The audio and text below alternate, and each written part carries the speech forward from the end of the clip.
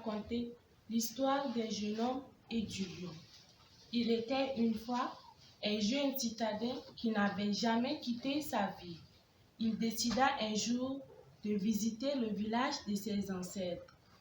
Un petit village perdu dans la campagne, situé près d'une grande forêt. Dans cette forêt, il y avait beaucoup d'animaux sauvages et surtout des lions. Le jeune homme n'avait jamais vu de lion, ni à la télévision, ni en photo. Il faut dire que ces produits de la modernité n'étaient pas connus dans ces temps-là chez nous. Les gens de ce village n'allaient jamais dans la forêt à cause des lions. On raconte même que quand les lions rugissaient dans la forêt, les portes des maisons claquaient, les canaris et les marmites s'y renversaient et tous les gens se terraient dans leurs maisons. Un beau matin, donc le jeune citadin qui s'appelait Demba débarqua dans le village de ses ancêtres et fit vite connaissance avec tout le monde et surtout avec Fatou, une belle jeune fille qui était une de ses cousines lointaines.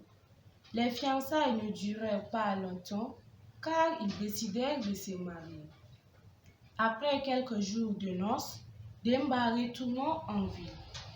Une année plus tard, il décida de retourner au village pour s'y installer définitivement avec Fatou et leur enfant. Pour marquer sa venue et montrer sa bravoure, il proposa à sa femme une promenade dans la forêt.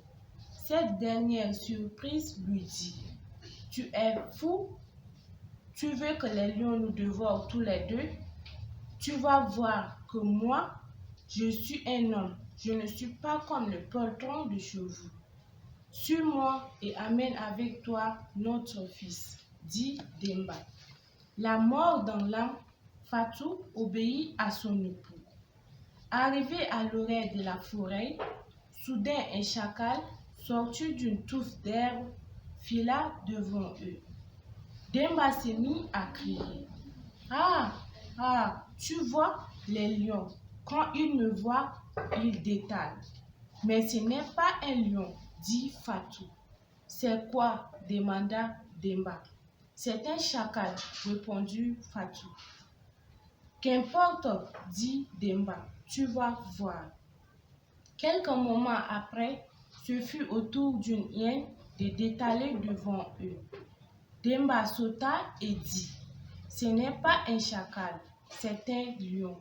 Il est plus grand. » « Doucement, » dit Fatou, « ce n'est qu'une hyène. » Après avoir longuement marché sans voir de lion, Demba proposa à sa femme de se reposer à l'ombre d'un acacia.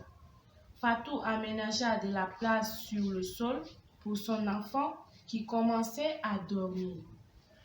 Elle se coucha derrière l'enfant et Demba, fatigué, fit de même.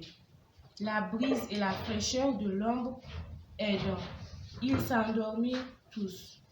Pendant ce temps, un lion arriva et s'installa sous un arbre à quelques pas d'eux. Le bébé se réveilla le premier et vit l'animal à quatre pattes s'approcha de lui. Commença à jouer avec sa queue. Fatou, à son tour, se réveilla et aperçut son enfant en train de jouer avec le lion. Elle réveilla son mari et lui dit: « Notre enfant est en danger.